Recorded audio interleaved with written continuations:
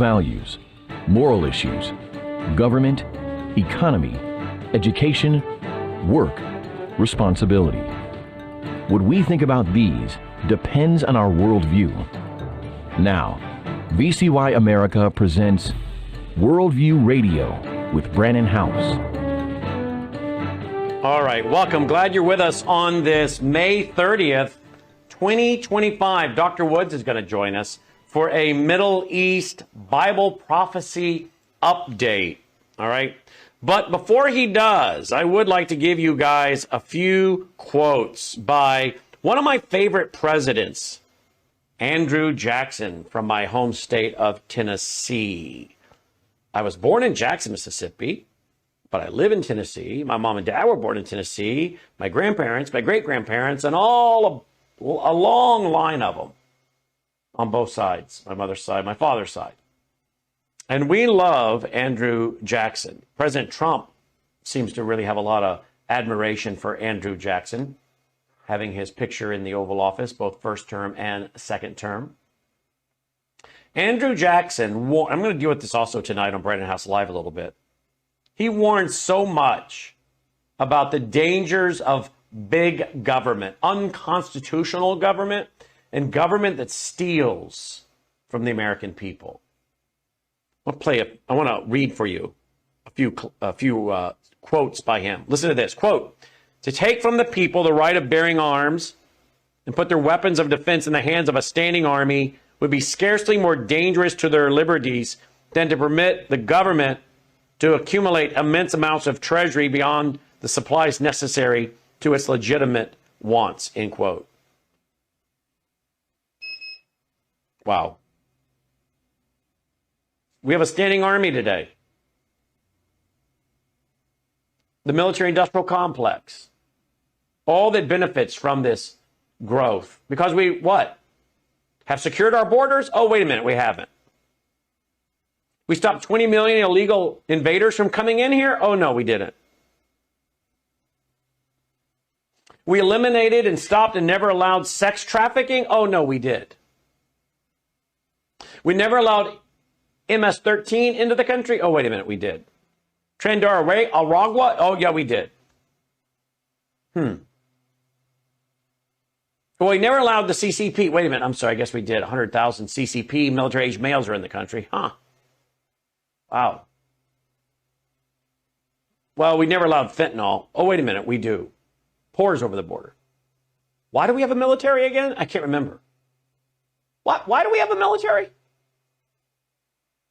Oh, right, I remember. We have a military so we can enrich the military-industrial complex and the contractors who make all the weaponry, who then turn around and fund the campaigns of the people running for elected office in D.C. And for all the generals that get out of the Pentagon and then need to go have a job so they can double dip both on their pension from us, the taxpayer, and now from the military-industrial complex. Let's see, why else do we have a standing army? Oh, I remember. So we can be involved in nation building for the New World Order. Let's see, why else do we have a standing military? Oh, wait a minute. So we can fight wars for corporations. Now, we'll never tell the people that. We'll tell them it's for patriotism and God and country, don't you know? When it comes really down to corporations, big bankers, executive titans using their power and their influence to get our nation entangled in foreign places for minerals and mineral rights. The globalists, they want to make sure they have certain people in power who will go along with the New World Order's agenda, the green agenda. Globalism, not nationalism. These are the reasons we have a standing army, I guess, because you would think all the reasons you'd have a standing army would be to stop drugs from flowing into your country, stop sex trafficking, stop military-age males of our enemies pouring into the country, stop drug cartels, gangs. All the reasons you'd have a standing military, we don't use that for those purposes. Occasionally we read about some National Guard being sent to the border. That's just window dressing, folks. That's window dressing. If we really cared about national security, if we really cared about the function of a standing army, none of the things I've detailed to you would be happening. It'd be like, we got the safest country in the world. We don't allow the drugs to flow over the border. We don't allow sex trafficking to happen. Gangs that come over here and are involved in what they call some kind of tourism. What's the word they're calling it now? There's some kind of tourism where they're going around and they come here for a short period of time and then they rob middle and upper class neighborhoods. Crime tourism. The gangs, highly orchestrated, highly skilled. So why is it we pay all these taxes again? So we got a standing military. Pay all these taxes, in part, for a standing military that really does nothing for you or for me today. A few things here and there we use the military for, that I'm thankful for, but by and large, the most obvious, we don't use them for that.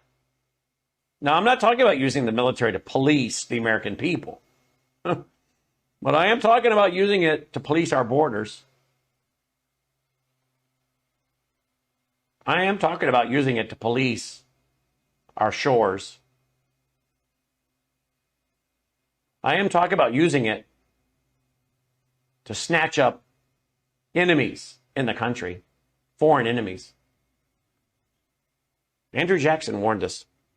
He went on to say, look at this, quote, "It's apparent that no system of the kind can ever be enforced which will not absorb a considerable portion of the money to be distributed in salaries and commissions to the agents employed in the process," end quote. That's right. And look how big the federal bureaucracy is. The millions of people that work for the feds. And the great health care, and all the credit cards. You and I read about all the government credit cards and all the massive amounts of money being spent on trips, personal items by these federal employees holding federal credit cards. Nothing happened to any of them. I'm not reading a report where they're being arrested. I'm not reading a report where they're being sent a bill with the threat of confiscating their bank account or putting a lien against their home until that money's paid back that you used for your personal items. I'm not reading of any of that. Are you? Not yet. Not today. Not May 30th, 2025. I'm not. Andrew Jackson told us this would happen. He didn't even know about credit cards. Quote, "The possession and use of the property out of which this surplus was created belonged to the people, but the government has transferred its possession to incorporated banks, whose interest and effort is to make large profits out of its use," end quote. That's right. The banks. Greed, banksters. Maybe who get us into war. And apparently, the banks in Europe aren't too happy right now, as they're apparently on the verge of collapse economically. So are the bankers pushing for war? Is this why the crazies in Europe are giving more and more weaponry to Ukraine and lifting their limits on how far they can shoot their rockets and missiles into Russia? Because I think they want war. They're dancing to the tune of the people that put them in power. Bankers want it for greed. Governments want it because they can get away with a lot during the fog of war. The people will cry out due to shortage of food and disruption of critical infrastructure, and they'll cry out. The government steps forward and says, well, we can do this and that, but it'll require this, an ever bigger government, less liberty, less freedom. And the people in a crisis will surrender those liberties and freedoms for what they think is a little more safety and security. The bankers love it for greed. The government people love it for more power, control. The globalists love it for nation building, because we got to get rid of guys like Vladimir Putin. Vladimir Putin apparently is not going to go along with the green agenda. He's not going to go along with the idea of the Great Reset. He's not going to go along with the idea of LGBTQ. I'm not here defending Putin, but Putin seems to be pretty nationalistic. He wants a strong Russia. He doesn't want a bunch of queers prancing and dancing in his military, in his schools. No, that's for America. America's all about that. Putin doesn't want to break up the family over there. And I don't think he's doing it for religious reasons. Some can say, oh, he's strong in the Orthodox Church over there. Okay, maybe that plays into it politically, but Putin's doing this for the purpose, not religiously. He's doing it for the purpose of sustainability of his nation. Because he doesn't have a suicidal agenda for his nation, like we do in America. Our nation's committing suicide. But Putin's not apparently going to go along with the global order, so he's got to go. That's, I think, what's going on in part. Isn't it interesting? The bankers, the bureaucrats, the globalists, they all go to war for different reasons. They all benefit. They all feast off the carcass of the taxpayer who funds it all. And then you got inflation. There's no, I've said it before and I'll say it again. There's no reason Americans should be struggling if you have a decent paying job, gainfully employed, you work hard, you have self-control, you don't gamble, squander your money, you don't have a drinking problem, a drug problem. If you don't have any of that, and you're gainfully employed, and you know how to save, spend wisely, live within your budget, every American should be living at least a middle class lifestyle, like they did in the 1950s. You could work at a factory, and your wife stayed at home, and you lived in a very middle class home, drove a very nice middle class car, wore very nice middle class clothes, took very nice middle class vacations, had very nice middle class Christmases. What happened? Government grew and grew and grew. Taxation increased. Money, debt, and the massive theft of inflation. Yet Andrew Jackson warned us over and over. He wasn't the only one. A lot of these guys wanted to fund the central government with tariffs, like President Trump wants to do. I hope we can get back to it before we go to World War III at least. Hello, I'm Brandon House. Hey, consider going to MyPillow.com right now and get your pet a pet bed, just like my beloved Delta has right here in my office. Not only can you get pet beds, but you can get sheets, towels, blankets, and so much more. Slippers, sandals, robes, beach towels. It just goes on and on. But please, go to MyPillow.com and be sure to use the promo code B66. When you do, not only will you receive savings, but a generous percentage of each purchase comes back to continue supporting this 24/7 free broadcast outlet. We need your support. Hey, look, we're entrepreneurs, just like my friend Mike Lindell. We all need your support, and you're getting quality products at the same time. So please, go to MyPillow.com and use the promo code B66. Mike always has amazing specials going right there at MyPillow. So check out whatever those specials might be today. You never know, Mike's always changing it up and making new offers right there at MyPillow.com. But be sure to use the promo code B66.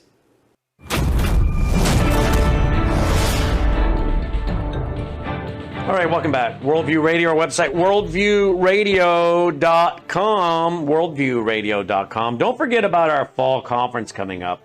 Friday night, October 3rd, Saturday, October 4th, here in the beautiful Mid-South, outside of 30 minutes outside of Memphis in Collierville, Tennessee. Very nice community.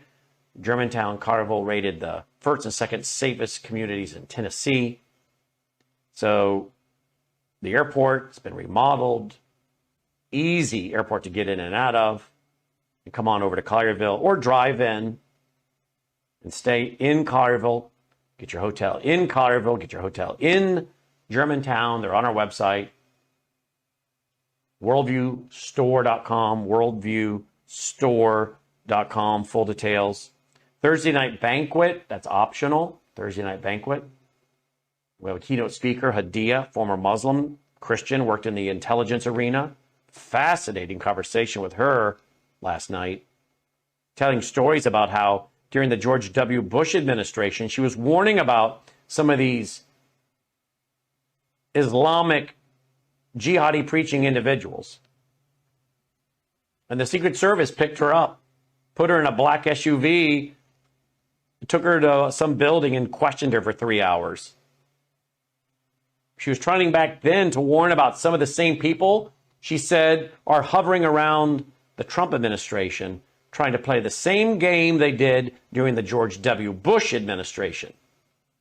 You probably should go there when you have time, worldviewtube.com, and listen to that interview last night from Hadia.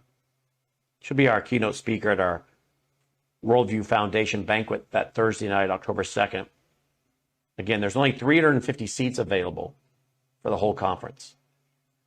And we've cut the price down to $99, substantially lower by moving it away from a big resort, which we loved and appreciated, but we wanted to cut the cost. There are only 350 seats. Hope you'll join us October 3rd and 4th. Full details, worldviewstore.com. Now, here's what Andrew Jackson said about taxes and bureaucracy. Quote, It would be taking one's property and giving it to another. Such would be the unavoidable result of a rule of equality. End quote. Diversity, equity. Diversity, equity, and all that goes along with that, DEI.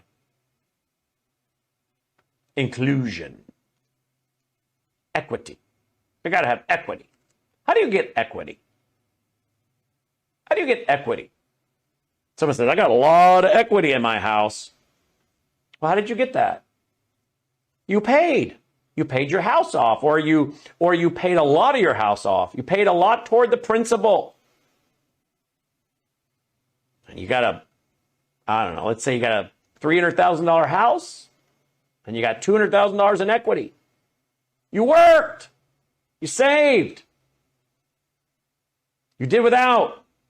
You sacrificed to pay down that mortgage, or maybe pay it all the way off. You got a lot of equity. Work.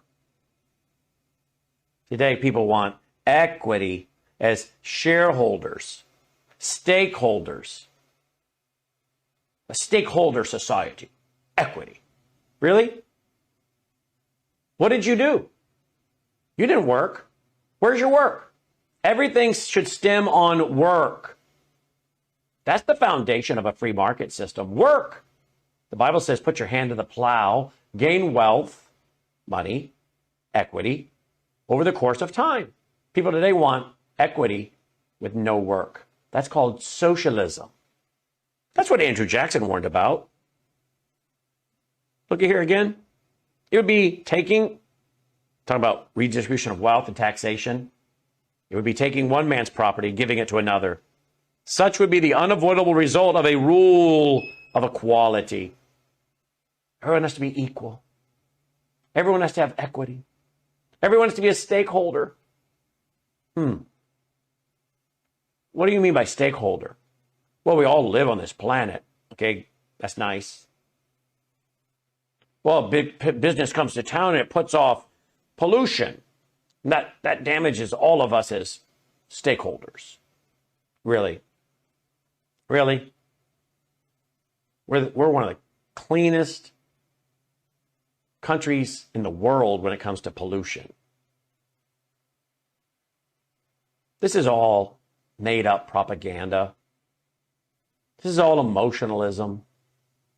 This is all trying to have a moral foundation by which to justify tyranny. A moral foundation by which to justify tyranny and bigger government. That's what it is. They always have to try to tie it to some moral cause. Well, this is about race. Really? I didn't think we had a racial problem really in this country compared to what maybe it once was. We've made great strides. Until, of course, Barack Obama came in and wanted to tell us how racist of a country we were, despite all of our great improvements, repentance, and I would even say restitution. They have to try to tie their tyranny, their socialism, their globalism to moral causes that are in fact actually immoral. It's immoral to pit one person against another over their so-called race when there's only one race.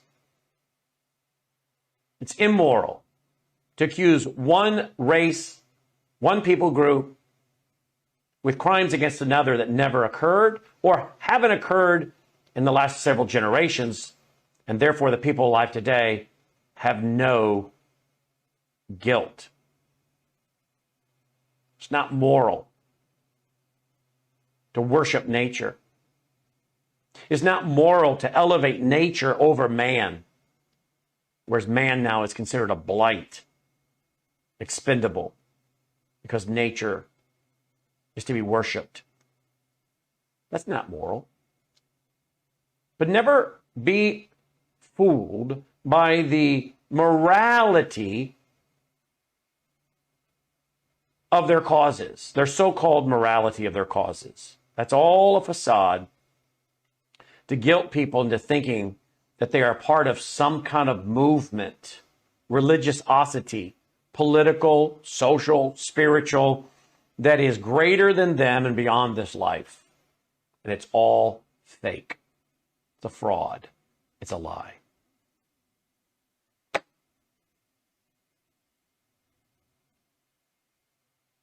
What else did Jackson say? The possession and use of the property out of which this surplus was created belonged to the people. But the government has transferred its possession to incorporated banks whose interest and effort is to make large profits out of its use. That's right.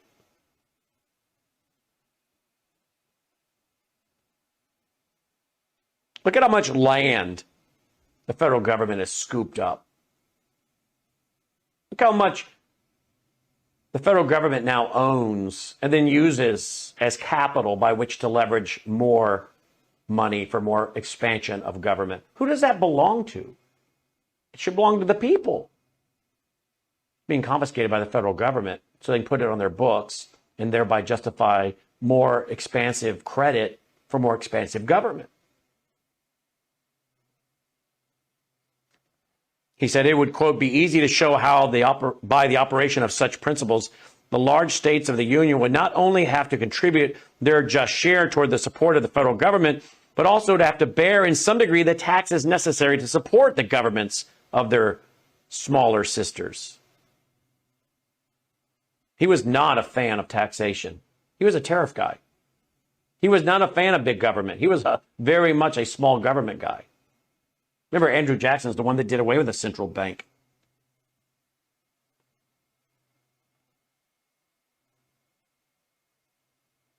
Congress is only authorized to levy taxes, to pay debts, provide for the common defense and general welfare of the United States. There is no such provision as would authorize Congress to collect together the property of the country under the name of revenue for the purposes of dividing it equally or unequally among the states or the people. Now, they spoke in a very distinct and specific way in Andrew's day. But if you read that again, he's talking about the property of you and me. There is no such provision as would authorize Congress to collect together the property of the country. Your property, mine. Your money is your property. Taxing your work, your skill, your trade, that's your property. And to do so under the name of revenue, for the purpose of dividing it equally or unequally among the states or the people, he said that's wrong. How much money do we take from the people today in various states, and not just to give it to another state, but to give it to National Public Radio, National Public Television, a half a billion dollars a year, 500 million. Why? It is theft. It is organized theft. To steal from my listeners, from Americans, to turn around and give it to a disgusting, un-American, anti-God organization like National Public Radio and Television. That's my belief. That's my opinion. That's my biblical conviction. But that's not even the worst of it. That would actually be quite benign and maybe in some degree excusable compared to how far it goes, how bad it gets. That includes funding terrorist organizations, establishing and building terrorist organizations, creating groups like ISIS and Al-Qaeda, funding the Taliban, funding governments that want the murder of millions of Americans, stealing from the American people to pay nations and groups that want us exterminated as a people and a nation. How evil is that? What would Andrew Jackson and the other founders have to say if they came back today?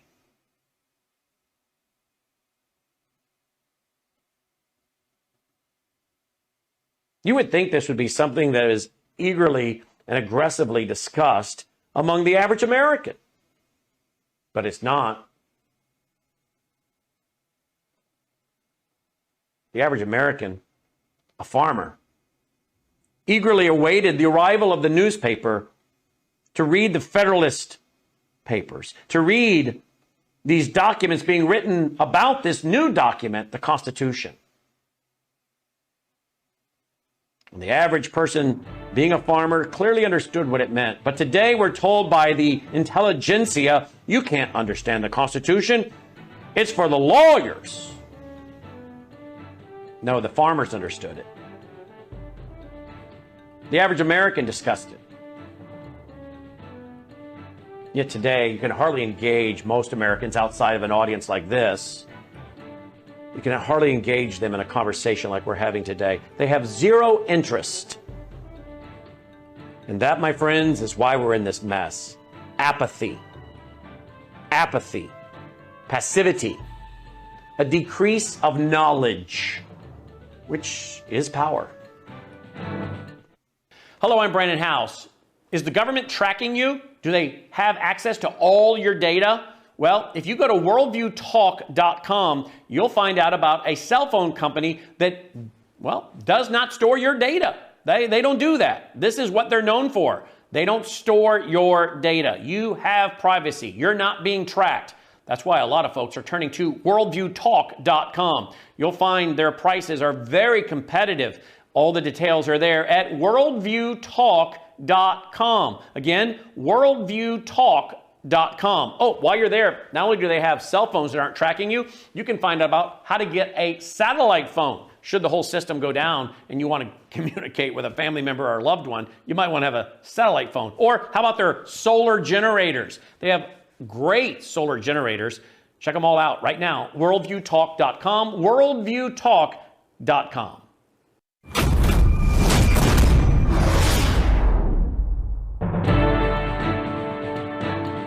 All right, before we go to Andy Woods, we were having a hard time reaching him, but we have now located the good doctor.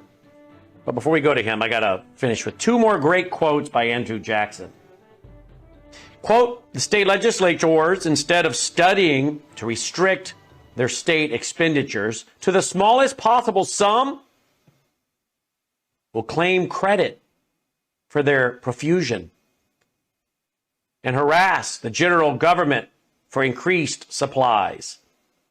Isn't that what we hear? We need more for the children, for education.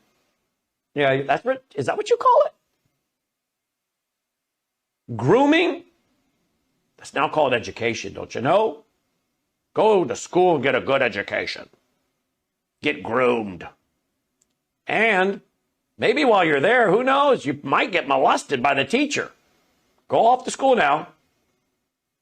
Because that's exactly what you see happening. I don't know if you guys track it, but the number of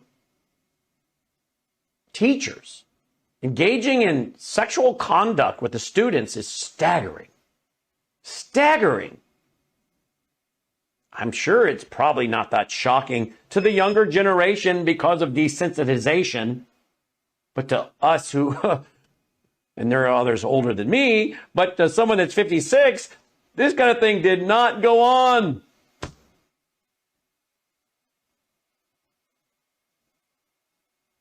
We need more money for education. No, you don't.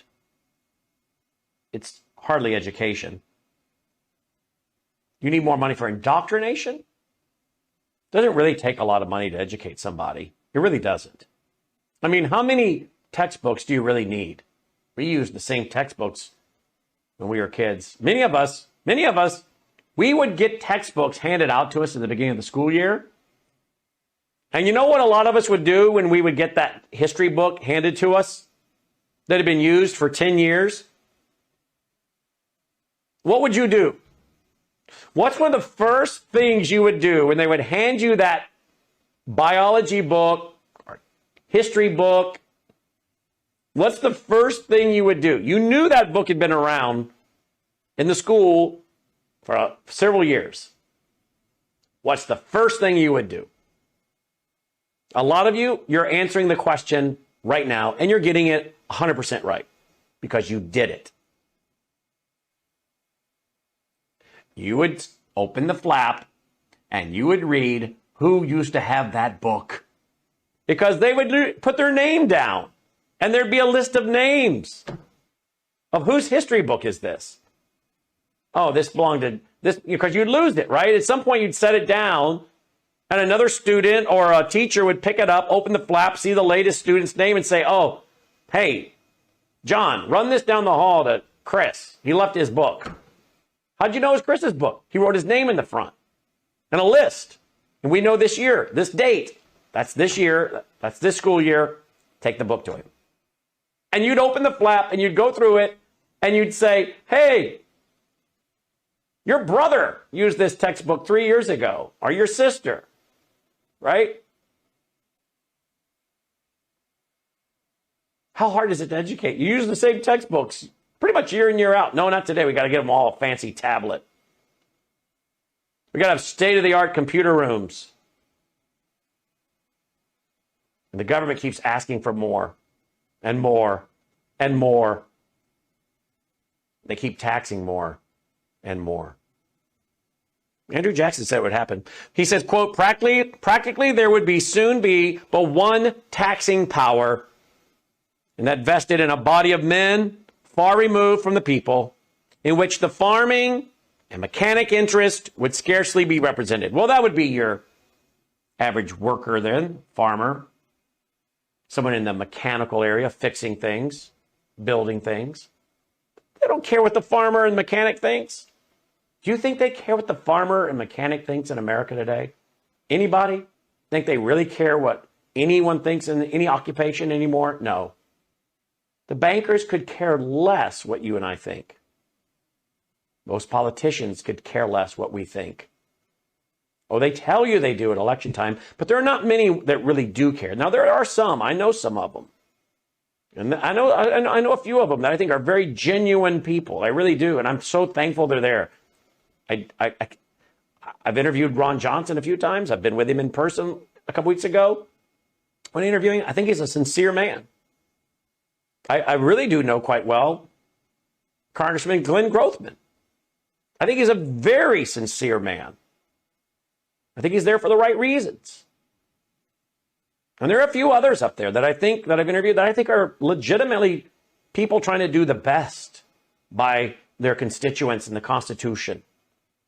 But they're the minority. The special interest, the money lobbied, the big bankers, they don't care about us. It's as one comedian said, it's a club and you're not in it. It's a club and you and I are not in it. They're here just to tax us, and they use the power of the government to abuse us, to keep us in line, to terrorize us. They don't really even need our taxation money anymore. They can just print it. They tax us so they can remind us who's really in charge. They keep the IRS around so that if somebody becomes too big, they can terrorize them with audits, maybe even throw them in jail. And there's not a one of us that they could not throw in prison with as many federal laws as there are in the books. You and I are breaking laws all the time and don't even know it. That's by design. He went on to say, the states would gradually lose their purity as well as their independence. They would not dare to murmur at the proceedings of the general government, meaning the federal government. That's how they called it, then the general government. They wouldn't murmur. They wouldn't complain. You're not going to bite the hand that feeds you. Lest they should lose their supplies. All would be merged in a practical consolidation, cemented by widespread corruption, which could only be eradicated by one of those bloodied revolutions which occasionally overthrow the despotic systems of the old world. End quote. There you go. And he said in his farewell address, quote, Congress has no right under the Constitution to take money from the people unless it's required to execute some of the specific powers entrusted to the government. And if they raise more than is necessary for such purposes, it is an abuse of the power of taxation and it's unjust and oppressive. And that's where we're at, folks. We live in an oppressive nation, but we have been taught this is liberty. The founders would come back and say, liberty? Have your people been so demoralized, so debased, so undereducated as to think that slavery is liberty? Yep, that's right. We have. And the people that lift the voice up to tell you that you're in slavery, you call them conspiracy theorists? You call them extreme? You call them radical? Who's the real radical? The founders would be stunned at what we, the people, have tolerated. There's more of us than there is of them. But there's not very many of us when it comes to common sense, virtue, courage, understanding. There's many in body, but few in mind. Because at the end of the day, that's what this has been.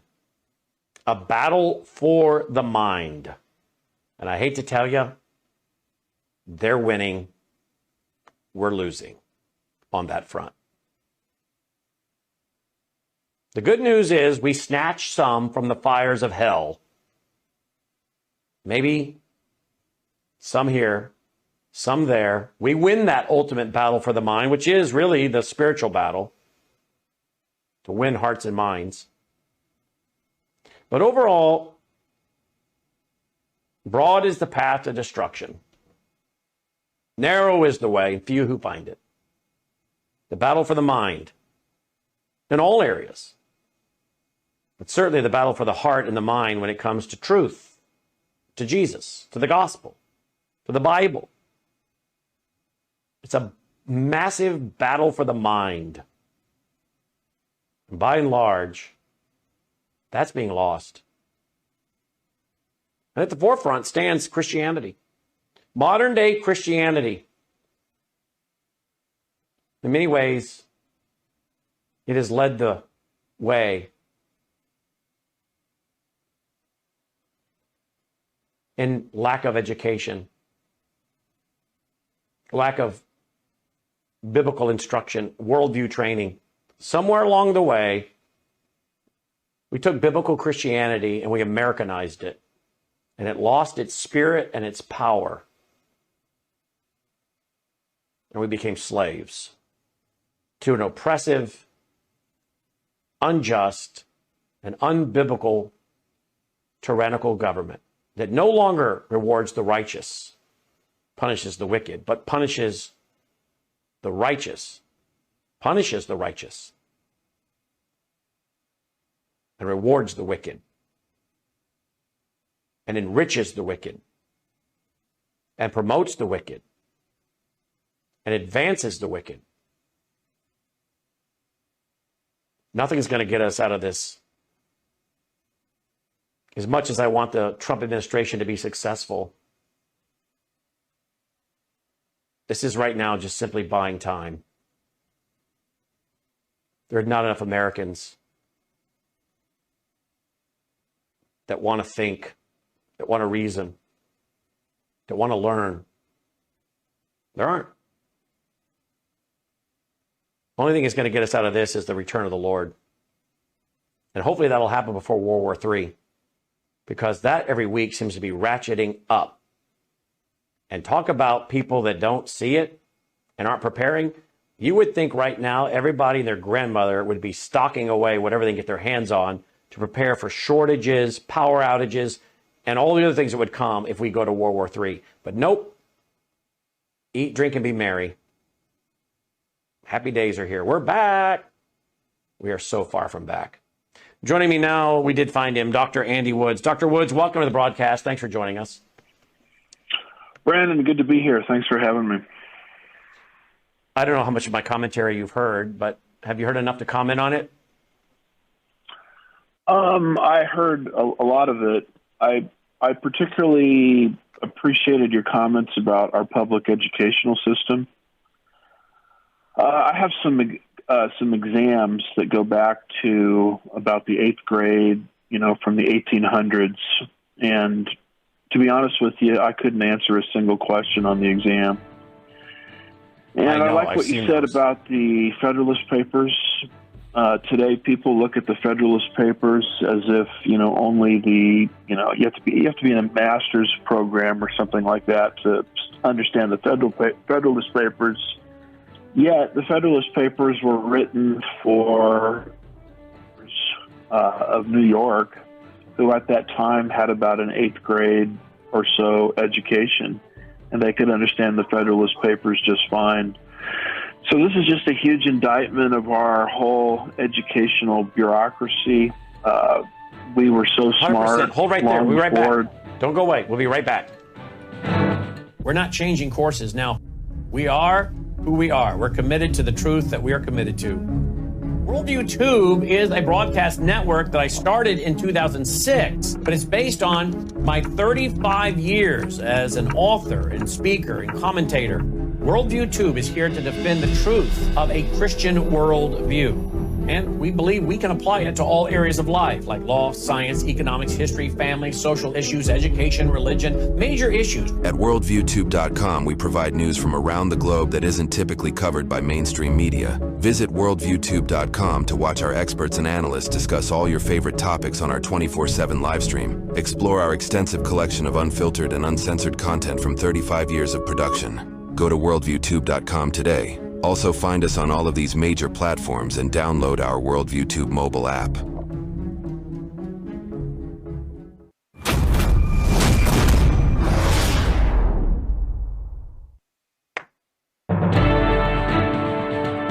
right, welcome back.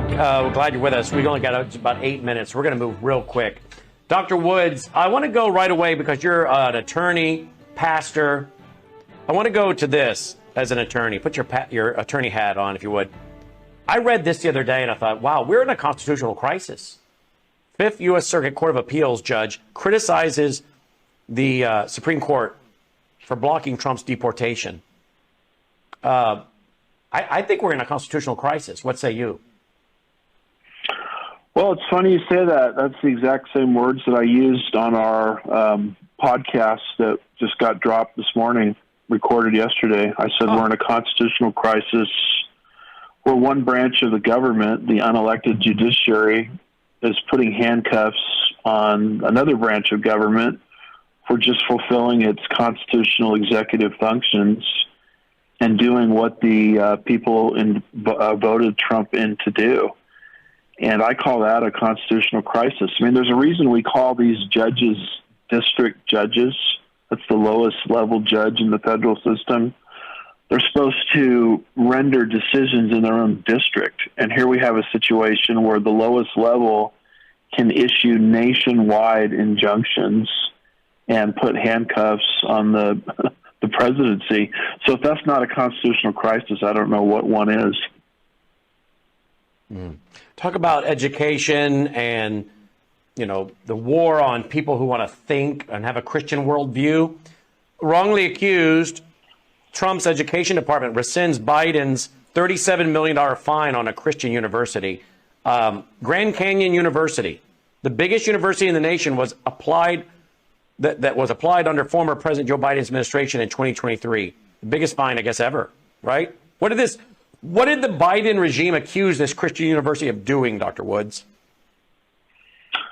They accused them of exaggerating the cost of their, you know, they made it look like, according to the Biden administration, that their PhD program was more affordable, you know, than it really was. But the truth of the matter is they didn't apply the same standard to any Ivy League school.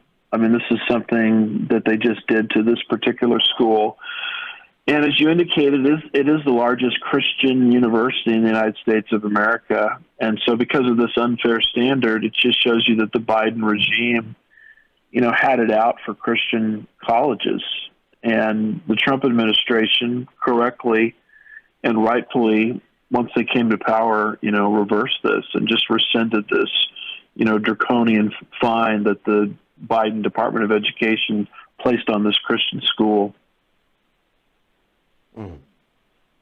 I'm concerned, folks. This all can come back very quickly, if we're not engaged. How about this one, Dr. Woods? Rabbis debate settling for prayer at Western Wall versus Temple Mount worship. Tell me about that one. Well, this one's significant because we have in our belief system a third temple on the horizon. We know that has to be up and running halfway through the tribulation period, albeit Daniel 9, verse 27. And so what we're seeing today is a greater hunger within Israel to rebuild that temple. And this deals with Jerusalem Day. And typically what the Jews did is they went to the Western Wall to pray. Well, now there's a whole group of them that say, we don't want to go to the Western Wall anymore. You know, we want to go to the Temple Mount. And this article brings up how it provoked kind of a massive discussion, you know, within their rabbis. And so this is sort of a new development that you're seeing. You know, you're seeing more and more Jews interested in doing their celebrations on the Temple Mount and not just, you know, at the Western Wall. I did discover something else, which I don't have there in their stack of stuff, but it sort of speaks to the eminent third temple that's on the horizon. And here's the headline. It says Smotrich, who's one of the officers there within the nation of Israel. It says Smotrich vows to rebuild the temple during Jerusalem Day celebrations. So that's hot off the press. And so here we go. This is what we've anticipated for a long time. temple number 3 is on the horizon of being rebuilt, we believe. Which, again, if you're pre-trib, means the rapture's got to be occurring pretty quickly. Yeah, these are signs for the tribulation. And if the rapture of the church comes before the tribulation period, and we believe it does, the rapture is coming even faster. It's the equivalent of saying the signs of Christmas indicate that Thanksgiving is near. How about this one, Dr. Woods? Diplomats prepare ground for June conference on two-state solution for Israel and Palestine. Where are they going to put this Palestinian state?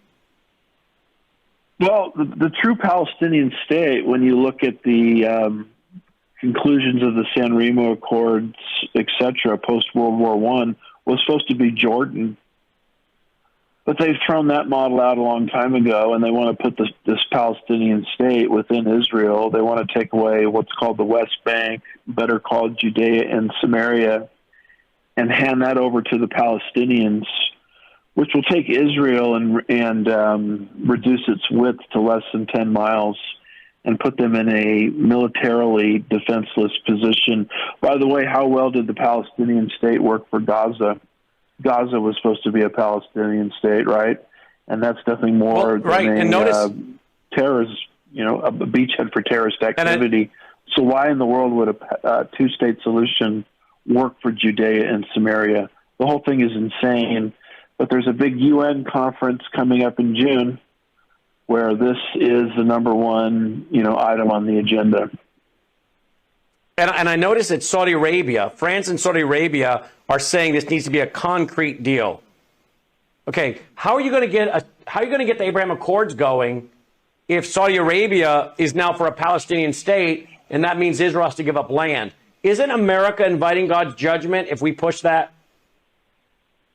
Yeah, if we sign on to this and push it, and I'm hoping we won't. I don't think the Trump administration wants to do this, but God forbid if we sign on and push this, we're under severe judgment, and it'll be the outworking of Joel 3 verse 2, which will trigger God.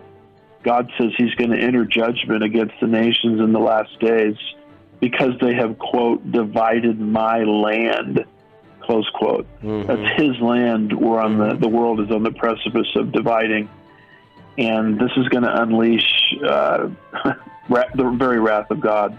Yep.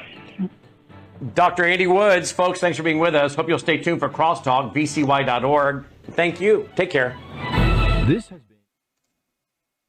And we're back with WROS out of Jacksonville, Florida, and Worldview Tube. So, Dr. Woods, explain again where they think they're going to do this on the ground. Oh, he's on radio side, so he can't do that. All right. So before we go, guys, I want to remind you that we are working on our brand new history channel. We've already got one documentary up, the one on the attempted assassination of Ronald Reagan. We have more coming. We have trips planned this fall, and we are going to be going to some very interesting places, back to D.C. the middle of September, going to more historical locations and filming, and we're going to be going and filming a reenactment of the Civil War. A reenactment of the Civil War. We're going to be doing several TV specials on the history of the Civil War. Many, many, many Americans have been lied to. Remember me earlier in the program saying that the elite, the power elite, like to hide their agenda, wrap their agenda with a moral cause? Well, they did that during the Civil War and tried to tell you it was about slavery, don't you know? Slavery was on its way out. Many of the founders had already said openly, it's got to go. They would not have done the 3/5 rule if it was about advancing slavery. Americans have been lied to about that.